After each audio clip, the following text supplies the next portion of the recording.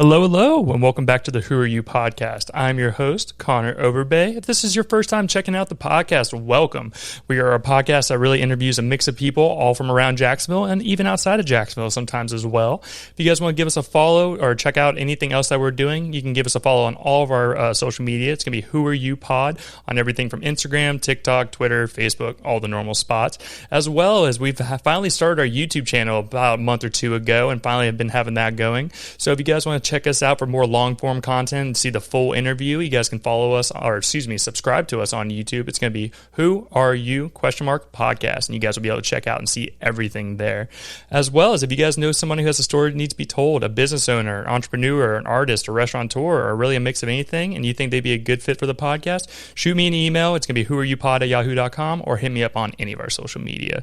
But today, I'm sitting down with a very, very special guest. One of my actually very, very early interviews here. Was it really? It was. It was very early. You were probably my first year into podcasting and everything. That is pretty early. Yeah. It is, man. I say we're going on 3 years now, but today I'm sitting down with Evan Werthman, man, and welcome back to the podcast. Thank you. It's good to be back, man. You upgraded quite a bit. Definitely been trying, man. You know, we've been very lucky where people have been giving us their time and everything. But before we get too deep into the conversation, if there's any, social media or anything you want to promote here at the beginning, go right ahead. Yeah, if you like restaurants, follow my account on Instagram. I've pretty much abandoned TikTok, just mostly in spirit. You can follow me there too. I'll probably still post. But Instagram's a place to be. It's at Snaxsonville, SNAXSONVILLE. And if you're there, just shameless plug for the Live for Today Foundation. That's kind of our charity of choice. So if you're hearing this, just do me a huge personal favor and go check them out. Follow them. They raise money for young adults with different cancers. They basically encourage them to live life and not focus on the cancer. So if I can give a shameless plug, that would be it.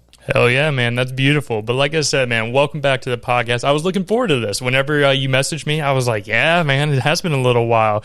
Obviously you said, the set's different. Our very first interview, we were sitting at my kitchen table right here in the middle of where I guess our studio is now. I was recording off my phone and, just trying to piece things together here and there. The iPhone, it's a weapon though. It is. You can't underestimate the iPhone. Oh, no, man. I totally agree with you. Obviously iPhone video cameras on there are damn near as good as what you have on just a normal camera. Obviously, if you're new into it and it's a lot more user friendly to edit video, kind of cut things down to clips a little bit. The only thing that's a pain in the butt is the exporting of those videos. Oh my gosh, you're not kidding. I remember doing long form videos, and first of all, just to have that giant video sitting on your phone. Yeah, if you've ever tried to do it, that was the one reason I was like, if I'm doing long form content, camera's the way to go. No, I totally agree, man. I remember I would have 2 or 3 interviews in 1 week, and I'm like, damn, that is a lot of storage on my phone that has been taken away. That is a lot of interviews in 1 week too. Oh yeah, man. We used to get pretty crazy with it, where I was kind of more of a famine mentality for a little while there, where I was like, I don't know if I'm going to get this guest ever again, or blah blah blah blah blah. That's fair. And then I got to the point where I was like, I can't keep stressing myself out. That's with everything though. Exactly. I have to, it has to work for my time. I also want to make sure I'm prepared for the interview. Nowadays, earlier in the podcast, I kind of let the conversation just flow. Obviously, I had some kind of pointed questions to where I wanted to talk about certain things. But nowadays, I'm very, detailed. I kind of look around, see some background stuff. So, the conversation will flow. But, if it gets to a spot where it kind of is running out of steam a little bit, I'm like, all right, bam, got a question for you right here. Skills, man. Those will serve you, too. That's a good life skill. Yeah, man. Been trying to. But, I've been seeing you guys grow as well, man. Your content has really gone from just doing the restaurant reviews to now seeing you sit down with the owners of restaurants. And my favorite thing that you guys do is the your microphone on the tip of a spatula. That cracks me up more than anything. I'm a man of many gimmicks. I'm a believer in gimmicks. I feel like they accomplish, I don't know. It just depends on your personality. I'm kind of a goofy guy, so it sort of works for me. But yeah, that one was a winner for sure. Man, I just get bored sometimes with the same content. Maybe that's to my own detriment, because sometimes consistency serves you well. But for me, I like being creative, and sometimes I'll do so just just because I want to versus what sometimes I'll do something that I'm like, I think this would be really cool, and everyone's like, and I'm like, all right, pivot. But you never know what will stick, man. Sometimes That's right. you just got to mess around with stuff. And, like I've changed up the content a little bit more on the podcast. I remember it used to be a little bit more serious. And now I've gotten to the point where there's serious moments and there's funny parts of the conversation, sure. Putting all that kind of stuff out there because I was like, I don't want people to think I'm just doom and gloom because that was a part where everybody was like, you're like really serious People on here. Yeah, my day's a little less happy now. Like, I'm starting to think about death more because I listen to podcasts. But we try to make you work through that thought process. But right. No, man. But it's been fun and it's a ride. Like we were talking a little bit before the podcast started, just about background stuff. Making content. Things that have changed over the years. That nowadays everybody's a content creator. It's everybody, their mom and their brother. And I'm not sitting here saying I'm perfect in any way, shape, or form. I'm sure I put out stuff that's not perfect, but I'm happy with it. And I feel like that's the main thing. But a lot of people are more focused on how do I go viral? How do I get that multi-million view clip and blah, blah, blah, blah, blah. I'm like, there's a lot more to this than that. Yeah, I have strong opinions on that, man. Virality is one of those things where, first of all, I like it. I like this already. So it's kind of pay to play right now sometimes. I agree. Have you noticed that? Mm-hmm. Like you mean like paying for ads or paying for views, like not paying for views, but like pay for more exposure and everything? So there's one thing I noticed specifically in the food reviewing community is that there are some accounts who blew way up disproportionately. And I'm a math guy. Mm-hmm. I'm a CPA by day. So numbers for me have always been some of the fun of the operation. And I'll look and sometimes I'll even look at my own numbers and I'm like, that's really weird. And I'll try to figure out why maybe. For example, we'll do our top 5 videos. Yeah. And the things that make sense, it gets a lot of views, and the 2 things that make sense on those videos are it gets a ton of shares because it's just a very shareable format. Mm-hmm. People are like, oh, these are the top. Even if I say from an authoritative position, these are the top 5 restaurants, I'm doing that intentionally. Number one, I know it's just going to get reactions, and it does. Our comments are 80%, 90% just people bagging on me. But those are the best. Those would make me crack up. Bro, they do. They get annoying after a while. But I will say, there are some people who do it very tastefully, and there are some people who are just you're disproportionately angry about my opinion about barbecue. About barbecue. But that's the thing. So, at least for me personally, it's very rare that I comment on something. Unless I'm trying to support someone I know or a creator that I like. I'm not a keyboard warrior. And I have to remember that. I have to remember, the people that genuinely enjoy my content may not be the ones you see right away. So I have to keep that in mind. But those videos, you get a lot of likes and a lot of shares, and it kind of makes sense. Mm-hmm. I've seen some creators, their videos will get hundreds of thousands of views, and the content doesn't really make sense as to why. And then I'll look at the comments. It'll have several thousand likes, several thousand shares, and I'm like, wow, people shared this video that many times. That's really interesting. And then there'll be 12 comments. Yeah, that's weird. For me, at first, this started about a year ago, and I was like, man, that's fishy. And then it kept happening and happening and happening, and some of these creators, their following didn't really grow, and I was like, that also doesn't make sense. And so I've told myself I'm not going to look into this because I don't ever want to be tempted. Sometimes to my detriment, I'm a strong believer in organic content. That's how I am. And I think get your bag while you can. If you're someone who does that, I don't think I have a real problem with it. To me, it's just the reason I don't care for it is because it's like a shortcut. Mm-hmm. And I think shortcuts can serve you well in the short term, but I think you're running the risk of destroying people's trust. And just to me, it's if people take it this far and they see you taking shortcuts, I would go as far to say as you're lying to people. Yeah. And I have a problem with that, and that's my strong stance on this, and that's why I sigh, because it's not a big deal at the end of the day, because they're just videos and they're just likes, and it's all kind of pretend and out in the ether or whatever.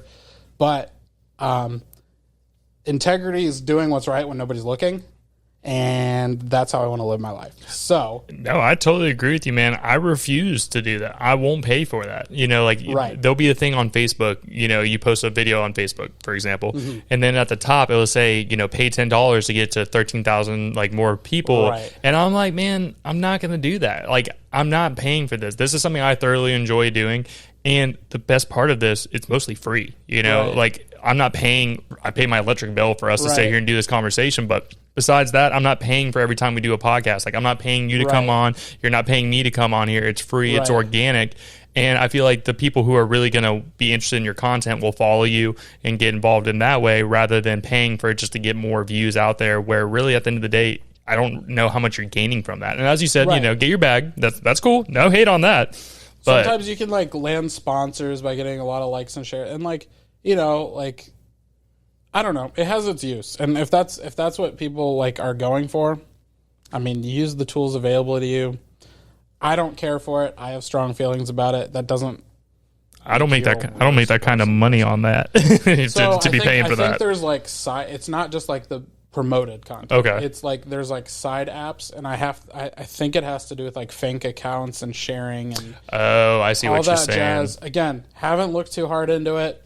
I decided the most important thing is keep my eyes on my own content and make sure for me, that's why account growth is cool, but I care way more about whether or not people are enjoying my content. Mm-hmm. And to some degree, I don't even know if I care about that. To me, it's if I enjoy the content I'm putting out, to some degree, there has to be some reciprocation on the other side. Of course. Worth it. But I think that's probably the most important thing is putting something out that you're proud of at the end of the day. And if you do it consistently, you'll find your audience. Oh, no, I totally agree with you, man. I started off from 0 followers on the Instagram account. It's not like I have thousands or anything at the moment, but I mean, just this year alone, we've grown so much. And if there's people out there that sincerely enjoy what you're doing, that's the most gratifying thing. Oh yeah, man. Nothing makes me feel more feel better when someone reaches out to me hey, you have my buddy on your podcast. I really enjoyed that conversation with you. That's what I'm talking about. That's my favorite stuff. And whenever I have some guys who are really big in our community here in Jacksonville, it actually helps me because more eyeballs are seen since we do collaborations and everything. That's what I do with all my guests. Is just I want my guests or my followers to see them, and I want their followers to see me, and kind of do a cross pollination kind of thing. I mean that, and it's just sometimes networking is fun, even if you don't directly gain from it. Sometimes it's just it's fun to make friends, man. It's fun to meet people outside of your bubble. That's one of my favorite things about meeting some of these restaurant owners. Some of them have really cool stories and journeys and experiences, and I think it's one of those things where if you're just kind of behind your phone screen, you kind of have to stop and smell the roses a little bit with who you're interacting with. I think people are the most fun part about making content for me personally. Oh, I agree with you, man. The stories I've gotten to hear just sitting here and listening to people, man. I can imagine. It's helped me grow as a person personally. For sure. Perspectives where I had a bad day at work and then I come here and someone tells me they lost a loved one or they lived on the street for a little while and then they made it to where they are today. It's perspective. Yeah, man. It changes the way you are as a person and also makes it easier for me to be able to work with other people. Maybe someone's having a bad day and then I can kind of turn that around or, get to know a little bit more about their backstory and maybe learn more why they are the way they are. And I feel like that's what we all should do. I feel like in today's world, there's a lot of division and people are always kind of looking at what makes each other different rather than what makes us the same. This is true. And I feel like just sitting down and having a conversation with the person, you're not going to agree on 100% of things. Just with me and you, you'll have an idea that maybe I don't disagree or I disagree with or vice versa. But at the end of the day, it doesn't mean we have to hate each other. It's just a difference of opinion or a different of thought process. And that's what a human being is. If I could root out one thing when it comes to disagreement, especially on social media, it's the mentality that if you disagree with somebody, if someone presents something as true to them and you don't agree with it, in your mind, they're a liar. That's the one thing. There's two things that bother me most. Wait. There may be more. Yeah, no, two things. So one, it's when people say, oh, this restaurant's paying you. And I think that it hints at the second thing, but it's they're insinuating that I am deceiving them. Mm-hmm. So I guess maybe just lying is something that I'm really passionate about. But the second thing is when people say that I am lying about my experience, just directly. And to me, it's are you so sure that I did not like that? Or I'm trying to deceive you with my content. Like, how can you go and make that claim about somebody else without even knowing them? Exactly. And then secondly, to just assume that I'm so flippant with how I feel about other people that on a video about like cheeseburgers that I want to make you think, to me, it's just like, how quick are you to think that other people are like malicious? Yeah. And to me, that's sad. Like, I agree. I think that's a sad thing. And I wish, I don't even like, I don't get angry about this with people. It's just like, to me, it's like, I wish that I could show you that not everybody you disagree with is lying to you. Like, I wish that you could see that there are other perspectives that could enrich your life. Mm-hmm. No, I 100% agree with you. And, there's been times on the podcast where people will say something, I'm like, I don't know about that. And, or, do you ever call them on it? Sometimes I would say I'm not very combative on the podcast because I'm not sitting here trying to have an argument with people. I mean, they're also your guests, so I kind of get it. Exactly, but also I'll give a pushback a little bit or like give them my perspective on it. That's fair. I mean, well, that's also a great way to handle it's opinions. Exactly. That's what the main goal is to learn a little bit more about the person I'm sitting down with. And, I add my little bits of stuff into here. The show's not about me. That's the main thing I try to say is like, the show's about the person I'm sitting down with. And then I add my bits and pieces in there, or I add, my life stories, and, we all grow together and show each other everything. But no, there's been people on here, man. Like, I see it. Or the worst part that I dislike is when I'm sitting down with someone and I know they're lying to me. I can see it. Really? They're Is it usually like them trying to make themselves appear? Yes, and like I'm like that's also a pet peeve. Maybe it's because it's in that same vein. Well, I'll see what they are on social media, and then I'll meet them in person. I'm like, I don't like that. That's not a lot of people. I will say that. I feel like that is social media, is it not? I would say a lot of ways it is, and then you find the real people that you kind of gel with, and you can see, the same people that they are online is the same person they are in real life. That's rare because there's also this new niche. I think it's almost like it's a form of virtue signaling where people are like, they really pump transparency, and it's kind of like simulated transparency. It's like, I'm being transparent with the parts of my life that I think are beneficial for you to see, versus like true transparency, which is like, I mean, for the record, like, I've screwed up all the time on my social media, and also like my ratings. It's crazy when people are like argue with me and I'm like, I'm not right. Like, this is just my thoughts. This is my thought process here. The barbecue list is a good example because a ton of people are like, I went to ABBQ and had a bad experience. Your list is terrible. It's like, well, I went and had a good one. I love their food, by the way. But apparently, and here's the thing, I don't disbelieve those people. I genuinely believe there was probably a time where they weren't as consistent. Oh, 100%. Like, people went in and had a bad. So I'm not like looking at them and I'm like, yeah, like, I'm not even looking at them and saying I'm right about this. I actually might be wrong, completely wrong. I just happen to have a good experience. It's an opinion. We all have our opinions, and also, service was good that night. I've been to restaurants where, the service was great one night, and then, or I had a server that you don't know what happened to them. Maybe they had a shitty day, or maybe the cooks back there are slammed with 20,000 orders. And the reason why I have that perspective is I worked in restaurants. Yeah, I know that'll do something for you too. Yeah, and that's one thing I've said this on the podcast before. I feel like everybody should have a customer service job or a restaurant job to really see what people are like, man. I've told this story on the podcast before, and I may have told you this. I used to work for Five Guys Burgers and Fries. I remember this. Yeah, where I had a burger thrown at me by an old man. No, I don't remember that Oh, story. okay, here, I got you then. So that's spicy. Yeah, so it got spicy. So I was the manager at the time, so I ran the store, and my coworkers, employees, whatever you want to call them, if they were having an issue with the customer, they'd come grab me, I'd go smooth it over, blah, blah. Anyways, so this day, I was working and the customer got something wrong on their burger, and they were yelling at my coworkers. So I came over, tried to smooth things over. Homie was like, they put mustard on my burger and threw it at me, and that escalated quickly. And everything in my power to not jump over that table and grab this man. I was also young. That's like assault too. Yeah, but at the end of the day, it is what it is. Yeah, I kept my I kept my cool. didn't punch the guy in the mouth, no matter how bad I wanted to. That's good. And, we took care of him and everything. But I feel like that's a learning situation where, he was happy after we gave him his burger. He was fine. Which I know people are crazy. There's some wild people out there, man. That turnaround, man. Oh, dude, I've had so much stuff. There was this wasn't it was a bad experience, and for a different reason. I had another thing happen where I was taking someone's order, and so the kids walk in, and when you go to a club, they put X's on your hands to let them know that you can't drink, right? So they're underage. Yeah, so underage. So I was working. It was like morning shift at Five Guys. It was my first one I worked at. The guy came up. I was like it was a skeleton crew. It was me and a couple people there since it was the morning. And he is with another person and he's doing his order. And the girl does her order, walks away, goes and grabs her drink. He sits there and stares at the menu. I'm like, hey man, how you doing? Blah, blah, blah. And he starts ordering his food and then he goes into a tailspin. He starts spinning. He falls over and has a full-blown seizure on the ground. This is not where I saw that going. Yeah, man, got crazy. So this happened, and then I jump over the counter and, and make sure he's nothing crazy. He's not hitting his head on the floor, whatever it is. Right. And we're sitting there. We call the ambulance. They come in. They check on him. He said he's fine. 20 minutes later, I was watching him since he had that situation. He was eating, and I saw him walk to go down the hallway to where the bathroom is. So I was like, all right, whatever. I'm sitting there for like 20 minutes doing my thing, and I look back up. I'm like, he's still not there. I'm like, yeah, that's concerning. Yeah, so, and then someone had tried to go to the bathroom, and they came in like, hey, there's been someone in the bathroom like 30 minutes. You might come and check in on him. I was like, yeah, no problem. Go and knock on the door, no answer.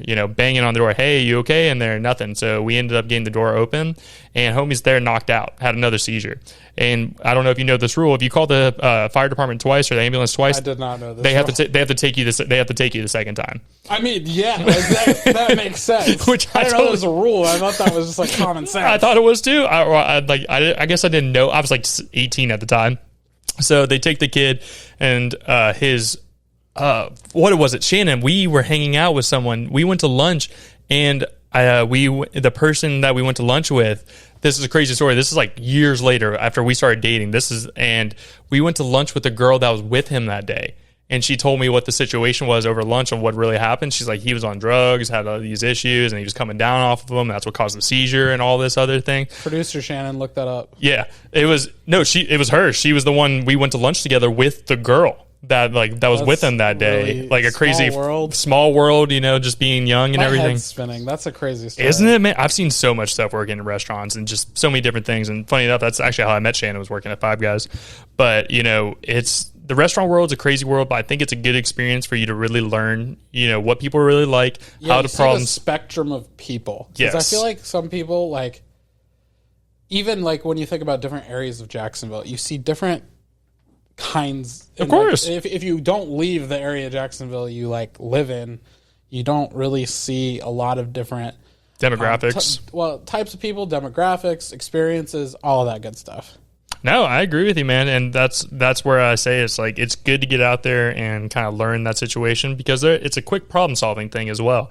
Not everybody's gonna be happy with you. That's true. There's not always gonna be, you're not always gonna have a solid day at work. Some days are gonna be rough, where you can't make a single person in that restaurant happy. That's a big lesson, though, is to learn that it's okay that you can't make somebody, or sometimes a bunch of people happy. Yeah, man. I've gotten better at it, because I used to have so much pressure. I guess I thought of myself as a people pleaser. Yeah, I've always been kind of that person. And as I've gotten older now, I'm like, why am I trying to please you? I'm like, you don't care about me. Obviously I want to make sure you have a good experience, whether it's my job or whatever I'm doing, or even doing the podcast and everything. But at the end of the day, it's not going to end my world if you're pissed off, or you're mad about something else and try to throw it on me. Yeah, it's a healthy conflict resolution skill that I've been learning. I feel you on that. Speaking of people getting angry, I have a follow-up question for you. So we were talking about your ratings and everything, and this one blew up. I saw it kind of a couple places. I know what you're gonna say. So what's your issue with IKEA? Yeah, okay. I thought it was either that or the Chic. Ooh, we can talk about both of you. So many more issues with IKEA than the Chic. So tell me about IKEA. There was a lot of people pissed off about IKEA, that IKEA rating that you gave them.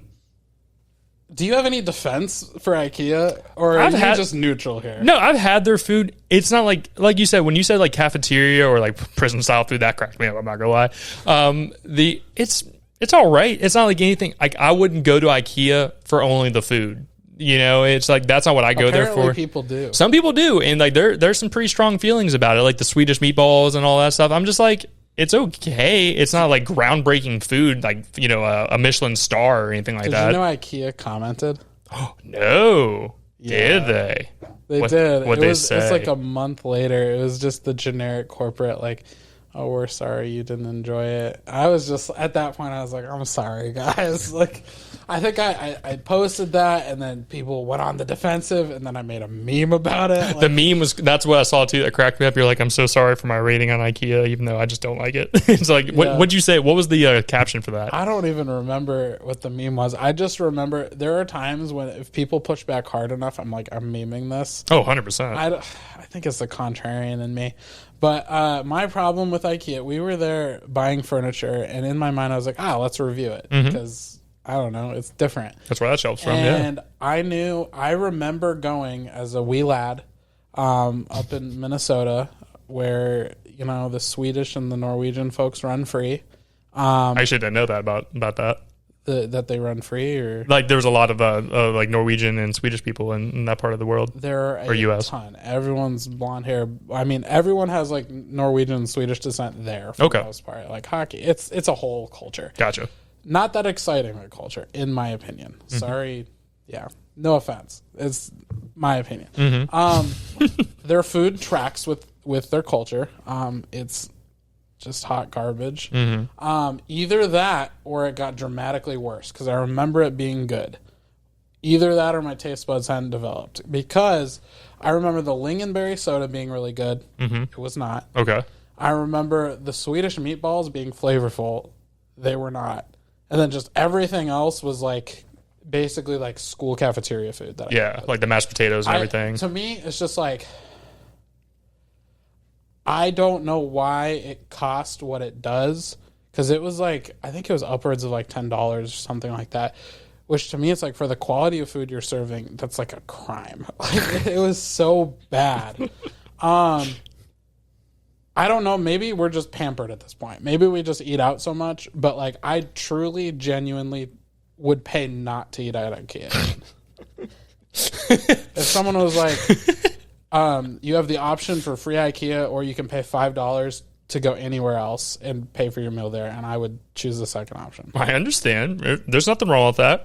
It's funny that you bring up the fact that they commented on your post. So me and another restaurant have had some issues in the past as well. Who? Can you name them? Zaxby's. You've had issues with Zaxby's? Oh, yes. Like on the socials?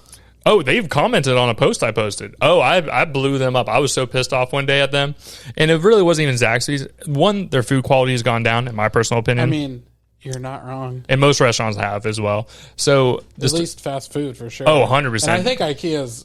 So I cut them a little bit of a slack in the sense that, like, they're a furniture store that sells food. The food's not their... So they get probably a bigger pass than Zaxby's, if I continue. No, you're totally fine. So, and I agree with you on that thought process here. So me and Shannon went to Zaxby's one day, and I told the story on the podcast. I clipped it, put it out there, and it got a little bit of traction. People were laughing about it. And we went into Zaxby's. It was really more the employee's fault, really, is what happened. So I went into the Zaxby's. Girl has 2 AirPods in, taking my order. I'm like, okay. I'm like, this is interesting already. Whatever. So we go up there. Like both sides. Yeah, both, like 2 headphones in. It's an aggressive way to take an order. It's a very interesting way. And I get up there. We order we somewhat try to order our food. She tries to ask us my name for the first time, since we were going to go take it out and they were going to call our name to take it. She asked me my name 4 to 5 times. I was like, and my name's simple, Connor. Nothing crazy. You don't have to really... If you spell with the ER, that's totally fine. I'm not going to yell at you. I can't even imagine hearing something else. That's interesting. Exactly. She made me repeat myself 4 times. And I'm a very chill guy. I don't get aggressive very often. I'm very calm most of the times. You know, like you misheard me one time. That is weird. Yeah. That starts it off on a weird foot. Yeah. So I was like, Connor, and like kept getting louder. What song are you listening to? Yeah, like this, and she would not take an AirPod out of her ear, and I was so like just put off by it. I was ready just to walk out and just not even take the order. This was inside. This wasn't where her manager could see her. Oh, dude! Then this is me coming from Five Guys, where they're very strict. They would snag you off the line if you had AirPods in, or if you were in the front counter. Most places, it's called being, it's called good restaurateuring, whatever you want to call. Just, have some freaking ethics. Like it's that it's that easy. Yeah, that one's a layup. Like that was not even a hard. Yeah, and that's the thing. Is like some people were giving me crap, and then other people were, and then Zaxby said some people were giving you crap because I'll have to AirPods. Yeah, I'll have to look through the comments of what people were saying. Because some people were like, they were defending AirPods a little bit, like a good little bit. I was like, really? I was like, we're defending this right now. You work in customer service, yes, and it's like wearing a blindfold, yeah, while flying a plane. The one thing you need is to be able to hear what I'm ordering you. Right. And, Zaxby's isn't cheap already. No fast food's cheap anymore, actually. That's very sad. Yeah. But, yeah, so that situation. But ended up posting that clip, and Zaxby's did the same thing. They're like, we're sorry that you had an issue. And they actually DM'd me. And they're like, how can we fix this? And they, gave us like I want some chicken tenders. Yeah, they gave us like a discount code and everything. And I was just so off. Like, they tried their best to make it better. I was just already off put by that situation. So it didn't really make me want to go back. It's hard to fix customer service. With free food. Well, that, and also, they're not paying people really enough to live. Obviously, it's a fast food job. I know you're not going to make $1 million working there, and that's an obvious thing. But, the quality of people you hire, let's do a little bit better. But to be fair, like, if Chick-fil-A's Beach Boulevard, Zaxby's would be like Moncrief. Yeah. You know what I'm saying? Yeah, and it depends on the area, and also... I'm just saying the level, like... Oh, yeah. The level of people, the attitude. I will say the attitude. The attitude, yes. That's the thing. It has nothing to do with competence, actually. Yeah. Nothing at all. It's pretty much all attitude. You know who I feel like has the best... Obviously, Chick-fil-A, great customer service. You know who came out of nowhere who I didn't know had customer service like that? Culver's. Oh, you didn't know about Culver's? No, like until it came to Jacksonville. When was the first time you had Culver's? What would you say, Shannon? Maybe about a year ago when they started. They built the one over off of not Monument. What's the Gate Parkway? There's Gate Parkway. There's the I've memorized all the locations. What's the one? Atlantic Boulevard. Regency. Regency. Thank you. Yeah, we went to that one, and that one's a good one too. It's great. It's I've never had a bad experience at Culver's, and we've gone pretty frequently. So that I grew up with Culver's. Yeah. There was a Culver's in my hometown when I was like, I think they built it when I was like 13. Everyone in my hometown loved it and probably still loves it. Mm-hmm. It is a beloved fast food restaurant. I think their burgers, although unhealthy... Oh, 100% unhealthy. ...are some of the best fast food burgers out there. I can agree with you on that. Fries, I get it if people don't like crinkle cut fries. I love crinkle cut fries. Those are some my of my wife favorite. does too, and I think they actually do theirs pretty well. Where they're still pretty crispy. The fact that they have cheese curds. Oh, I love me cheese curd. They make their own root beer. Like I should be a sales rep for Culver's, dude. Like I love Culver's. That's one of our family spots, and it's somewhere we can take the baby and always know that he'll be good. So I got a question for you. So I'm a big burger lover. I've tried burgers from all kinds of places. I like where this is going. And we'll just talk about fast food here. Fast food only. Fast food only. Okay. So that's where we're going to go with this one. What would you say, and then we can do regular restaurant. What would you say is your number one fast food burger? So I eat situationally. Like it kind of depends what I'm feeling. I would say the highest quality, and I'm sorry because I know you're loyal to a particular brand, but it's not Five Guys. Oh no, it's not. That's not my top brand. I was trying to step lightly. No.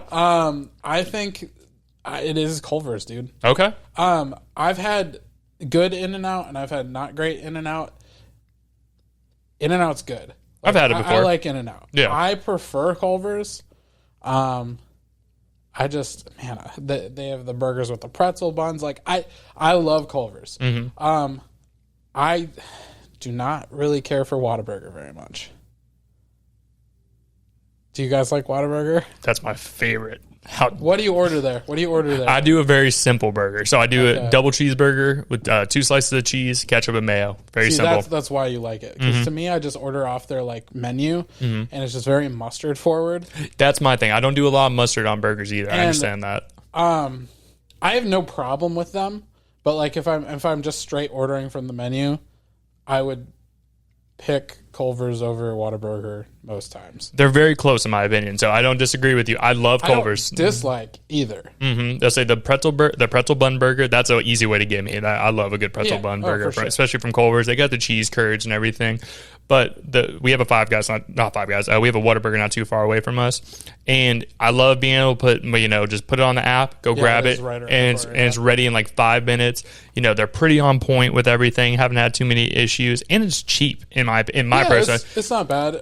So the other guilty pleasure for me is like late night is like McDonald's. Oh, of course. I'm a McDouble kind of guy. Same, like 100%. It's and their fries hit like every time.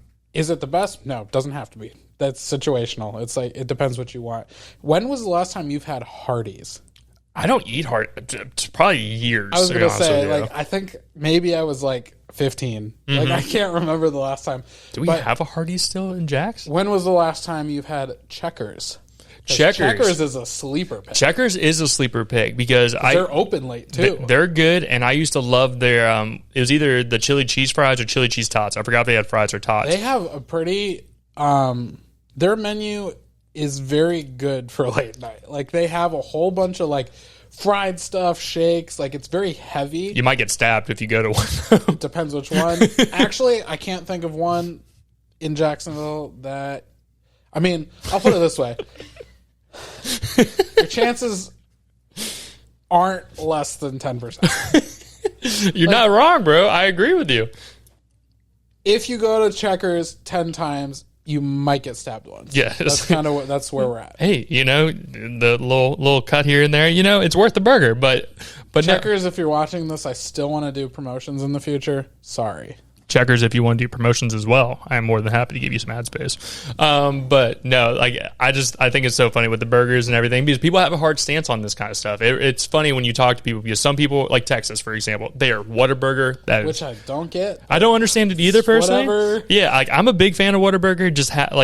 This was something recent, probably the past couple years since I think one opened up when we used to live near Phillips Highway. There was the one over there. I used to park my food truck over there, and it was like right over that University Bridge. Exactly. That was kind of my late night place because it's open super late. So that's if it was like 3 a.m, that's where I went. That's how it was with us. This is back when we were working restaurant jobs, or we didn't have to get up early in the morning. Restaurant jobs, these late night places are a staple. Speaking of places that were open up late and they're not around anymore, I'm really sad. I'm interested to know if you've gone to this place. Do you remember Shack Maui? You're hitting me straight in the feels, man. It was so fucking good, dude. It was so good. I'm going to get sad talking about this. The owner, Mauricio. I knew the owner, by the way. Really cool. I'm not shocked. He knew a lot of people. He was cool, dude. Super cool dude. So ever since, I don't know how it started, but I went in there once and just got hooked somehow, and I kept coming back. And then when I started dating my wife, we would go every Friday. Okay. Every Friday because I always had a like a food truck gig, and it would get done, and I'd get home at like 9:30. I'd be starving, usually hangry. Like my attitude usually wasn't the best. Like, let's go to Shack Maui now. No. Right. And we'd go steak quesadilla with that like the green sauce. Yes, sir. And then we'd get like an order. This was back in my big back phase, so we'd get that and like some tequeños. Like we'd eat a lot, and oh, I'm so sad that place is gone. It was so good, man. And they moved away and they sold it to someone. And it went so far downhill. Immediately. That's the thing. I was so mad. I was almost like trying to work something out where I could like run it for him or something because we loved that place. And the guy who bought it was kind of a delinquent. And he just ran it to the ground, and I was so mad. Dude, like right when they sold it, me and Shannon went in there, and they didn't have forks. They didn't have to go to containers. To be fair, on his way out, he kind of let it go too. So it probably stayed that way for a while, and then new owner had no idea what he was doing. Restaurant industry is hard. So it is. I do cut him some slack. 100%. You can't just walk into a successful restaurant and be like, yeah, I'm going to run it just like before. You kind of have to have, I would say, quite a bit of know-how. But it went down. To his credit, I'm glad he bought it and tried, but man, it went downhill. So it was like immediate. It wasn't like a couple months they've had it, and then this was like this is like deep Jacksonville culture stuff right here, and you're talking about pain points for me. 100%, dude. It made me sad. I was super sad. I'm going to tell my wife about this conversation, and she's going to get very sad. That was one of our places because it was either when this is back when you guys live in this area too? We did at that time. See, I feel like people who lived around here, it's like Shack Maui. The people who knew about Shack Maui were passionate about Shack Maui. Oh, 100% to this day. Like, we still talk about it frequently. And, like, we used to we lived on Hodges. So we were... Good old Hodges. Yeah, good old Hodges. That was my old stomping grounds. But that was literally... It was a 5-minute drive. So I would get off my restaurant job, come pick her up, or she'd come pick me up. This is a very familiar story. Yeah. Oh, man. It was just such a solid place. And, I'm very sad. But... What I used to get there were obviously their little empanadas, or not the little ones, but the empanadas. They were pretty good, yeah. They were good, and then I'd get their burger. It was probably a Maui burger. I liked the Maui burger. Did that one have the crushed chips on it? Had the crushed chips and then a pineapple salsa or something like that on top. Sauce. Yeah. I've tried to replicate it. Can't do it perfectly, but you're almost there. That pink sauce they had too was super good. I forgot. So they were kind of like pseudo fast food too. Like some of the stuff wasn't like super high quality, but just like the flavor combinations and the fact that it was late, and it just kind of hit the spot, man. That, and then I'm trying to think of what else. Shannon used to get the hot dog with the crushed up chips and stuff. I liked that one too. That was, again, big back. We would get multiple things and just like, oh.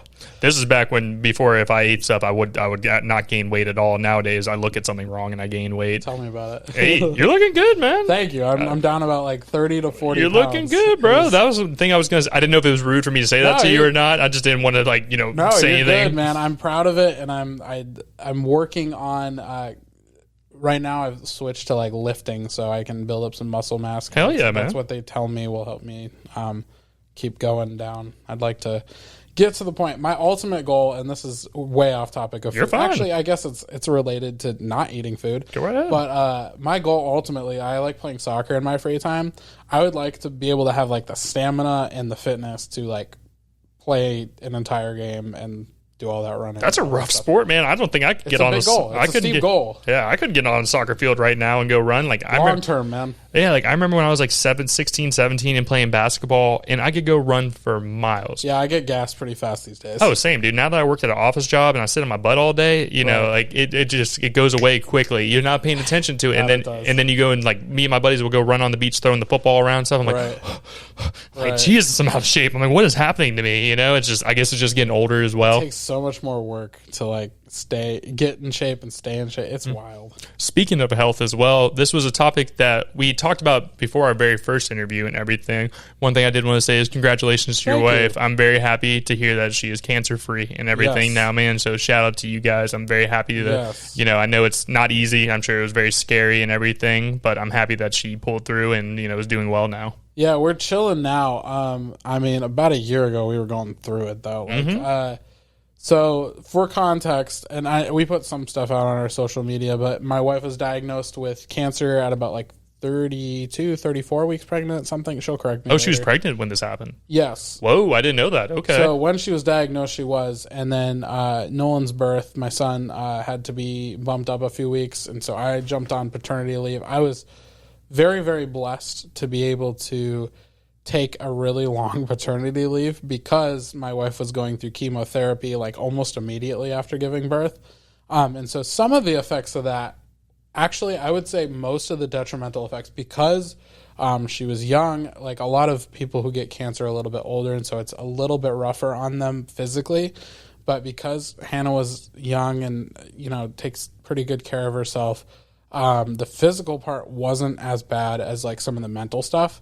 Some of the mental parts with cancer, I think you just have the obvious, like, why is this happening to me conversation that you have to kind of deal with in your head.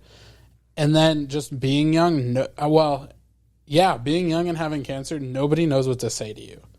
That's one of the hardest parts is like, friends don't really know how to respond when they see their friends suffering. It's something like, I don't have advice or an answer. I think it's tough unless you've been through it to have the kind of empathy to really be there for somebody in an effective way. So I think that was tough. but yeah, just raising a baby while going through that was a journey. And I think on the other side, I'm thankful we went through it in a way, because it kind of forced us to grow as people and grow in our marriage.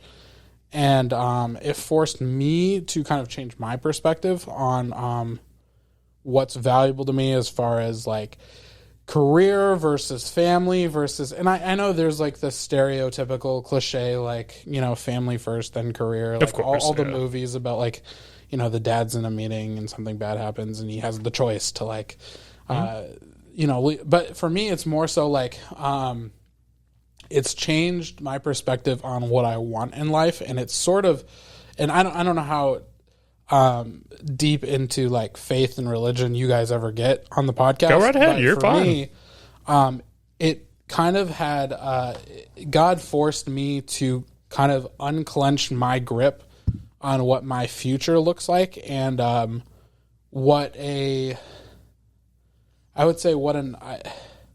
had to sort of release what I wanted in some sense. Like, to me, my goal kind of has shifted much more from like achieving a certain thing or having certain opportunities line up, certain like possessions, like all of those things start to fade a little bit when you go through something that you have to lean on God to get you through, because you start to realize that regardless of how much planning and maneuvering you do in your life, it's kind of, you're kind of at the mercy of God, of something else, of external forces. And so it was a time of intense growth, and I am really proud to have come out on the other side as someone who is hungry to keep growing. So I would say, all in all, like, bad thing, positive trajectory. That gave me goosebumps. That was beautiful, man. No, I totally agree with you. And, you know, cancer is one of those things, man. And like, I've had family members go through it and not make it through and everything. And it's a very scary situation, because sickness is one of those weird things. You can't see it most of the times.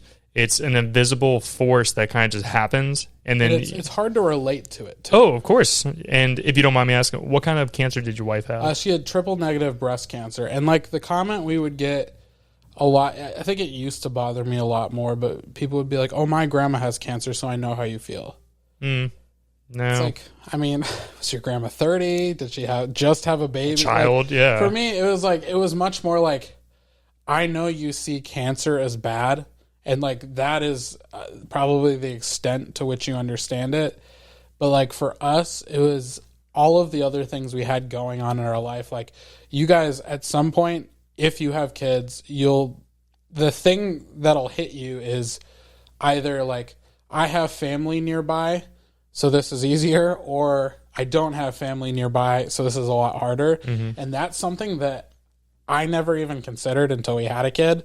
And for us during cancer, that was a big factor. Like, I look back and I'm like, man, I kind of wish family was closer. It is, kids are already tough when family's far, but like, when you're going to appointments and like, man, we've had a lot of babysitters. Mm-hmm. To the benefit of Nolan, I would say he is to the point where he is fairly content in most circumstances.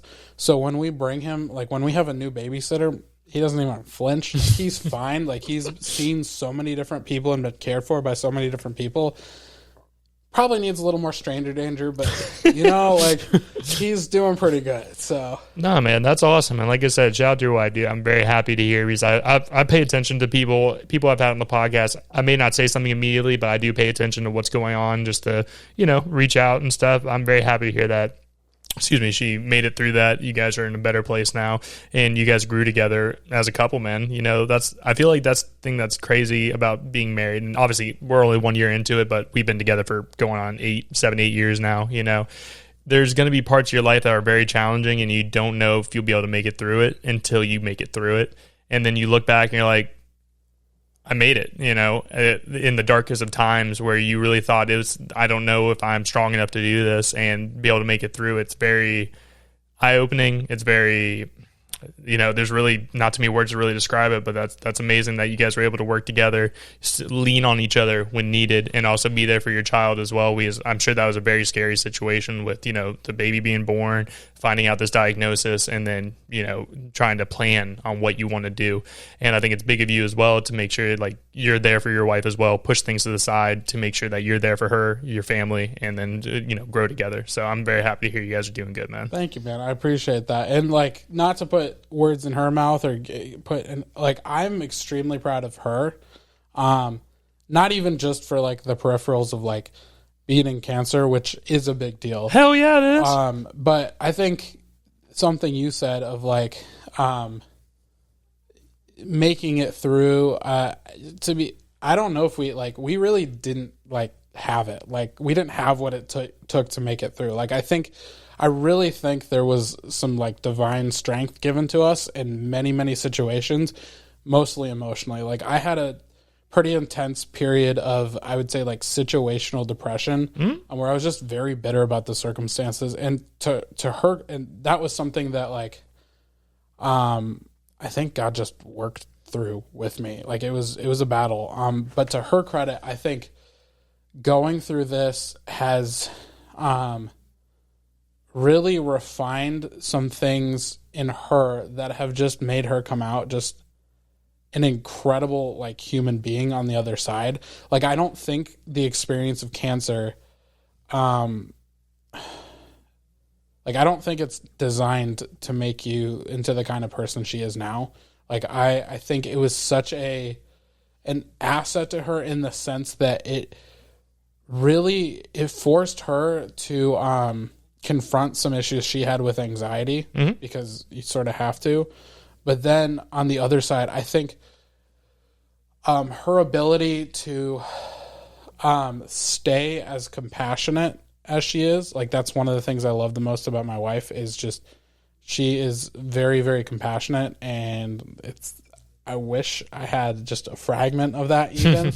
But like to see her go through that and struggle with other people, but to still come out on the other side with an intense love for other people, like that to me is something I'm super proud of in her.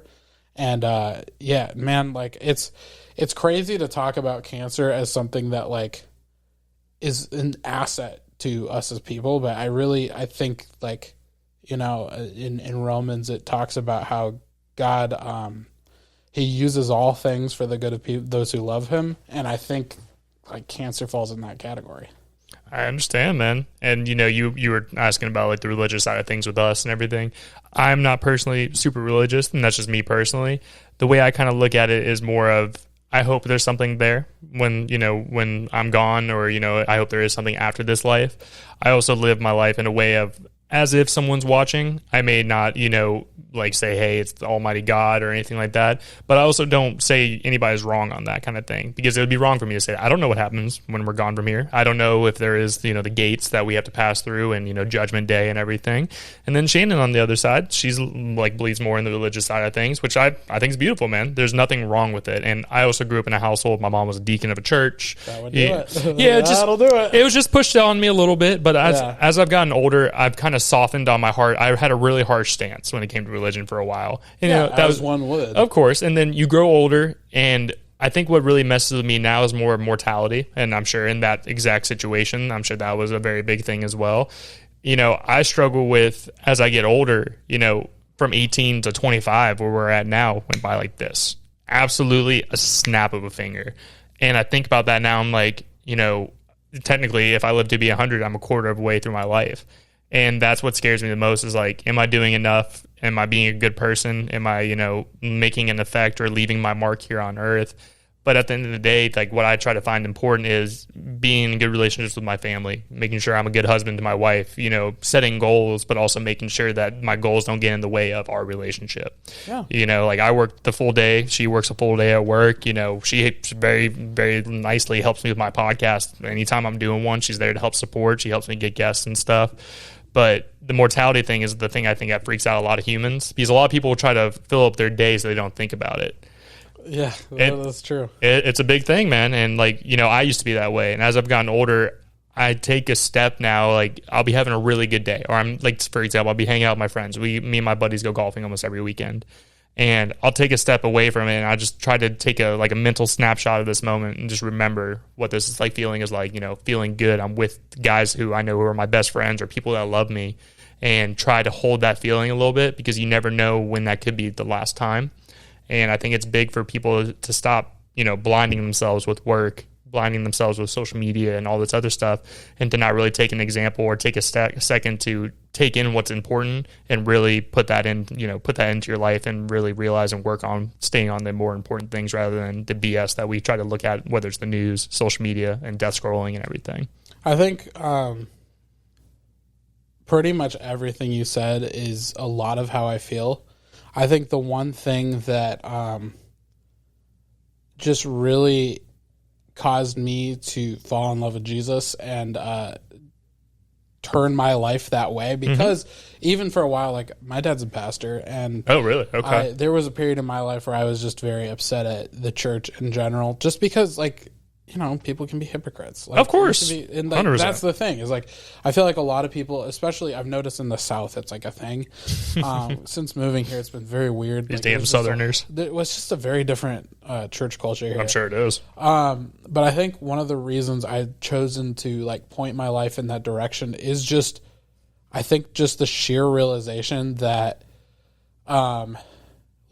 living a life for me where I have to constantly try to make things good enough, whether it's my performance at work, whether it's even although it's a great thing, like my performance as a husband, like loving my wife well, even to some degree, like Snaxsonville to some degree, trying to put effort into being good enough at all of those things is just exhausting, man. And the freedom that I found in pursuing Jesus is that I am good enough not because of anything I did.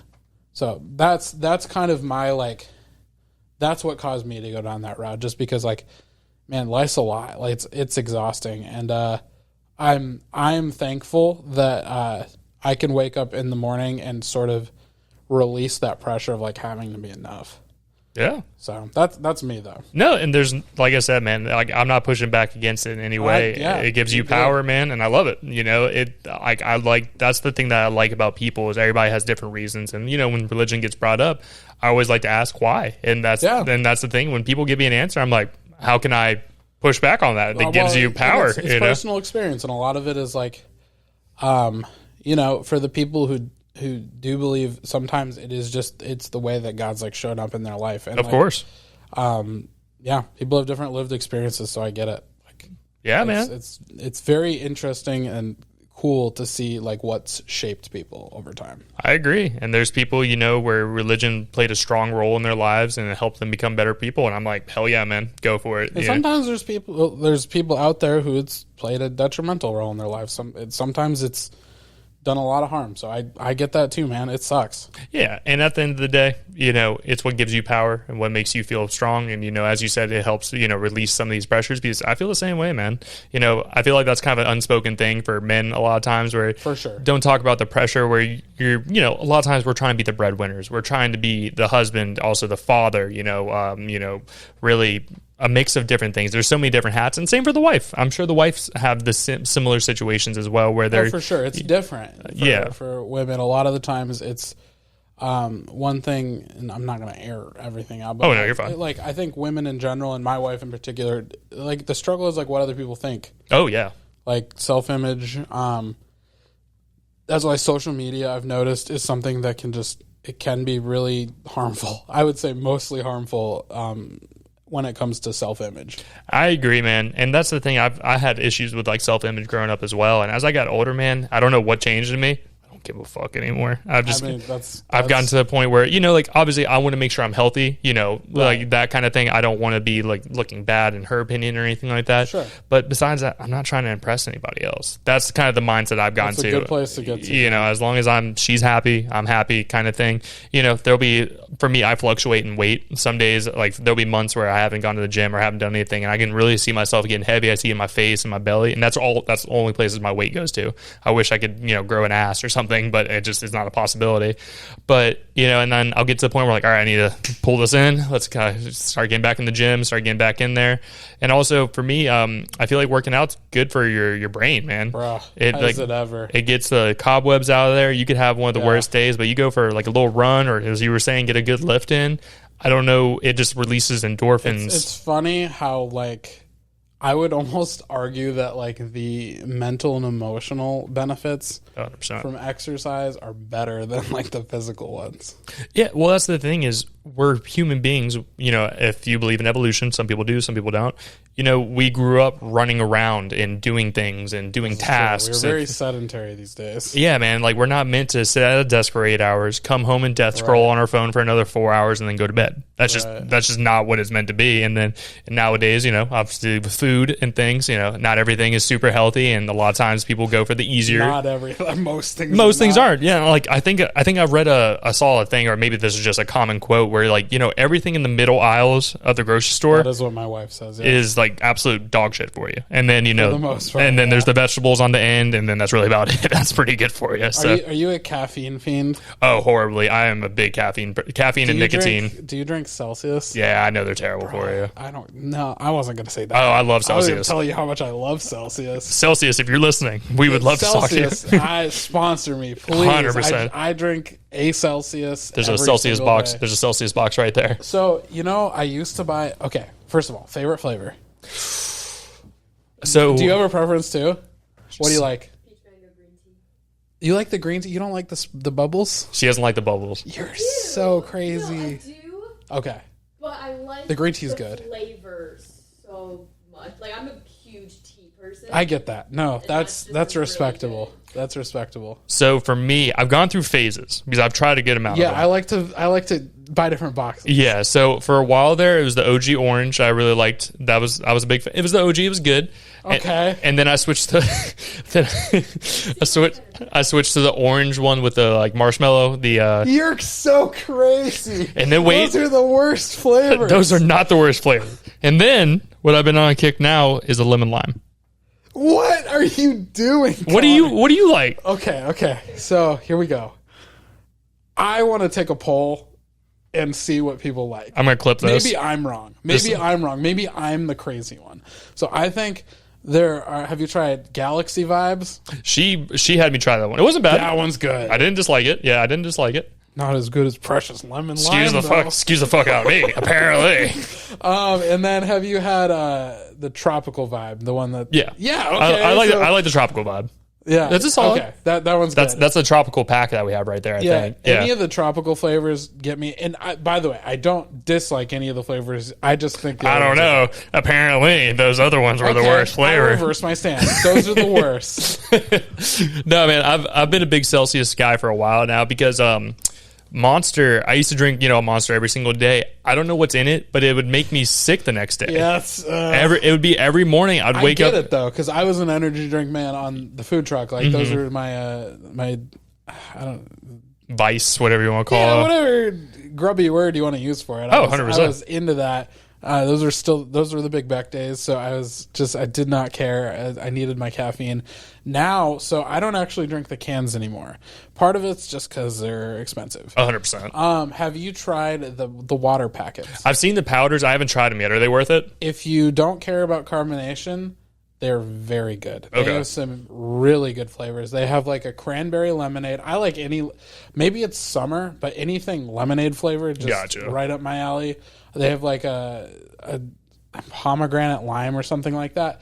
But what I did to try to meet in the middle is I bought one of those soda streams where you can make like the carbonated water. Yeah. And so I mixed the carbonated water with the packet, and it's the same thing. It's not the same thing. The cans are better, but yeah, but no, like I like them, man. I think Celsius is a solid one. There's not a bunch of sugar in them, you know. And to be honest, they're jacked full of caffeine. Like I got one of the, you know, they work. Oh, 100%. You know the big cans, the big ones. They have big cans. Oh, those are what I live on currently. You're gonna ruin my life. Yeah, so they're like double the caffeine for those. And for me, whenever I wake up and I go to work, that's usually I crack. People probably think I'm cracking open a beer, and that's what I crack open right when I walk in the door. That's so crazy. Oh my gosh. To be fair though, I kind of wish I could double. I drink like the equivalent of 1 in the morning, and some days I'm like, I could use it all. Oh, I do. Oh, 100%, man. I'm a big caffeine fiend over here. Yeah, caffeine. People probably know me for caffeine and nicotine, really, because I do the Zens as well. You're a Zen guy. I was big into vaping. I worked for a vape shop. Blah blah blah. All that stuff. I get it because I'd always wonder how people get into it because I smoked cigs whenever I was younger. So from right. like 14 to like 18, I smoked cigs. You know, I was. Do people ever go straight from like nothing to vaping? Oh, 100%. That's what today's generation. That's crazy to me. That's what today's generation is. Like I get it if you're already on cigs and it's like, oh, this is easier. Yeah, that makes sense. Yeah, I mean, at the end of the day, you know, everybody's different. It's just today's culture. Vaping became such a big thing. Like, you know, cigarettes were our parents' thing. And now in today's world, this is the 2.0 of cigarettes kind of thing. It's real different. And then I'm not sitting here saying Zens are good for you in any way, shape, or form. It's gotta be better. For your lungs. So that's what stopped me. Gotta be. So with me, like I remember whenever I was smoking cigarettes in high school, I remember I was at basketball practice one day and I coughed up a bunch of tar in my hand and I thought I was bleeding and dying. I thought I had like a clot or something that I just coughed up. So I got off that. I turned 18 in that time, and then I started actually working for a vape shop before the legal age for vaping and tobacco products. It was 18 at that time. I'm making me sound old now. Now it's 21. Yeah, say at the age of 21 now you can buy tobacco products. I didn't know that. I didn't know it actually got bumped. Yeah, I got bumped I was probably like 20. So 2019, I think, is when that happened. You're making me feel so old. So that happened. Got into vaping, and then to be honest, it wrecked my lungs. I actually went and got vaping did. Yeah, I went and got a pulmonary function test done, all this stuff, because every time I would vape, I would feel like a sharp spot, like it was the same spot in my lungs. Buddy, that's not good. Well, I stopped. So I hear you. I'm echoing your concern. Oh yeah, so I stopped and did all that, and then I was stupid, and it's like, you know, going out drinking with your friends, having a good time. To be fair, how old were you? At that time, how old was I, Shan? 22-ish? No, that's the dumb range for me. Like, to me, the dumb range lasted till like 26. Oh, 100%. Like, you know, I thought I was 6'5" and bulletproof, and then I'm like, wow, like my health. You probably were till about 25 or 26. Yeah, and I also, you know, I grew up too early. I was doing stuff way too early, and I've gotten to the point now, like, you know, I've just grown up, and I know, like, I don't need to be doing that if I'm going to keep hurting myself. What's the point of doing the same thing over and over again and expecting a different outcome? But yeah, so I got that, and then I stopped for a while. I was clean off nicotine for like a year and a half. Started vaping again because I would go like out with my buddies, have drinks, and I was like, oh, the vape hit's too good, blah blah blah. And then started hurting again, so I would switch over to Zens and all that. But you know. So we've all got our journeys. We all have our journeys. You know, I'm not perfect, as I say on the podcast all the time. But thank you again for sitting down with me today, man. So I have one more final question for you. Is this a tough one? No, it's actually the same question I asked you on your first interview. I'm interested to see how it has changed since our last conversation. I don't remember what it is, so I'm excited. That's fine. So do you feel successful? And if you do or do not, in what ways? Boy, I wish I had thought about this one more. This is a tough question. There's a reason why I don't tell people this. Yeah, it was tough last time too, and it's tough this time. I think my definition of success has dramatically changed. I'm going to say my answer's probably changed. No, I do not feel successful. Because I've released success. I think going through what I went through over the past year, I've first of all released the fact that how I feel is the most important thing. Because to me, like I'm kind of a sensitive guy, and so a lot of times when I feel something, I feel it strongly, and it sort of my psyche tends to like rotate around it, and so I've learned to kind of detach from how I feel about things. And a lot of days I wake up and I feel like I could be in a different place, doing more, etc. So I would say the reality of things, the transparency is no, I do not feel successful. However, I don't think that's the most important thing in my life anymore. I think loving, like you said, loving my family well is a very important thing to me. And I do my best to do that. Obviously, like you said, like we're not perfect. I have tons of bad days, and I'm grateful that my wife puts up with those bad days. Same. I think, I think the more I go through, the more I realize life isn't actually about succeeding. It's about being present and handling the cards you're dealt in a way that's consistent with your purpose. I know that's a really vague way to sum it up, but I thought it was beautiful, that's man. how I feel. Hey, man.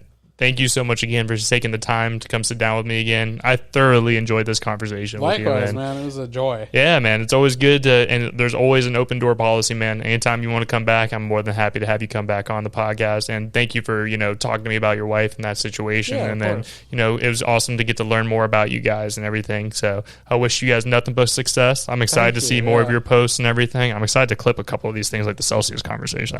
I'm genuinely curious what people are going to think I'm going to put a poll up, like you said. I'll put a poll up there and see what people's favorite Celsius I'm flavor. going to repost it because I want to know. I'm interested too. I would say we'll definitely see. But before I let you go, please let everybody know where they can, follow you on social media, anything you want to promote, all that good stuff. Yeah, so follow us on Instagram at Snaxsonville, SNAXSONVILLE. We got, I think, one big thing coming in the next couple months that I'm pretty excited about. And we're going to be working alongside some really cool people in the next couple months. It's been cool to see what's coming down the pipe, and I'm thrilled when I get to talk about it, announce it. So, yeah, stay posted. Hell yeah, man! Send it over to me whenever you're allowed to talk about it and post things up. I'll put it up there. All right, guys. So his everything for social media, anything he wants to promote, will all be in the description. And what was the name of that charity you guys were promoting one more time? Oh yeah, definitely. If you are feeling charitable, and we're gonna try to do more with them, especially come October.